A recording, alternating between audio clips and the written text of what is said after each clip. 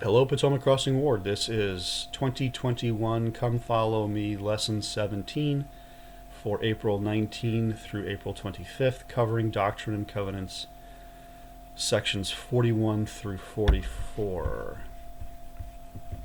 Doctrine and Covenants, section 41. This section presents basic covenant theology, wherein if you listen to the Lord and obey, then you are blessed. If you hear and do not obey, then you are cursed. This is very basic, standard, nuts and bolts, Old Testament covenant theology rhetoric.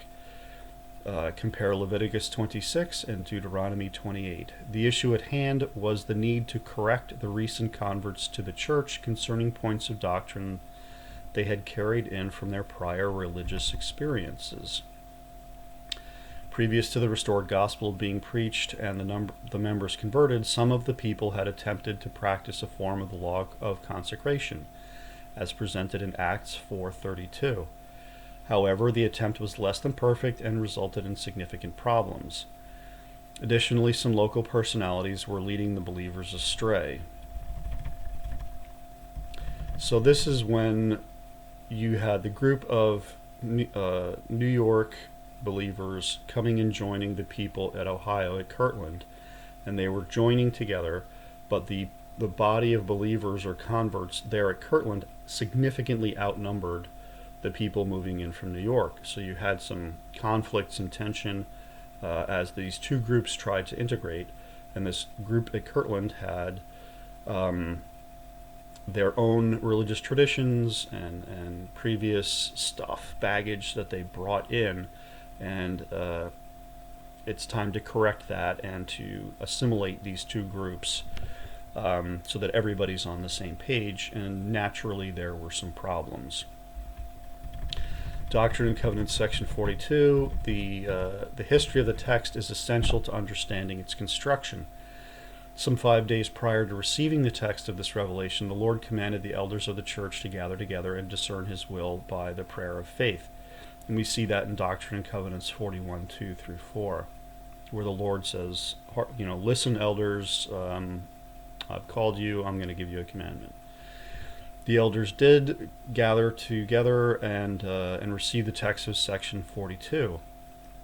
In this very early stage of the gathering of the church to Ohio, matters of governance would be of utmost importance, as different groups of people were joining the church and bringing their religious traditions with them, hence the necessity for the revelation.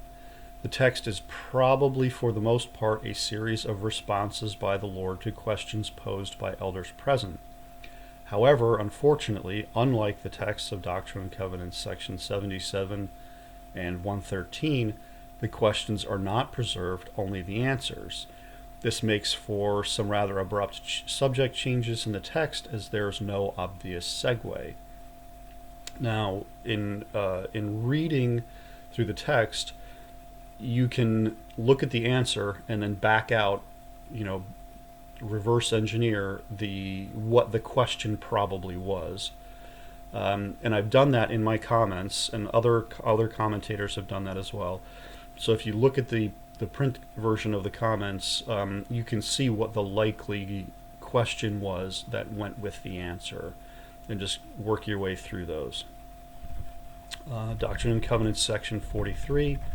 This is a revelation about the necessity of listening only to the one the Lord has chosen to lead the church. While this subject has been treated previously in Doctrine and Covenants 28, that was received among the saints in New York. With the church moving to Kirtland and the members from New York being outnumbered by the new converts in Kirtland who were not present for or involved in any way with the events giving rise to Doctrine and Covenants 28, the same subject of centralized authority is again addressed. It is important to recall the various revelations of the church had not been published in print form at this point. So there's no way that the members at Kirtland would have had any kind of newspaper printing like in the Evening Morning Star, or a copy of the Book of Commandments laying around. Nobody would have had access to this, and none of it would have been like, oh yeah, this just happened a few months ago with this other guy, so yeah, we need to... The identity of the woman in question is probably Laura Fuller Hubble, older sister of Edson Fuller, who had joined the church and had been ordained an elder.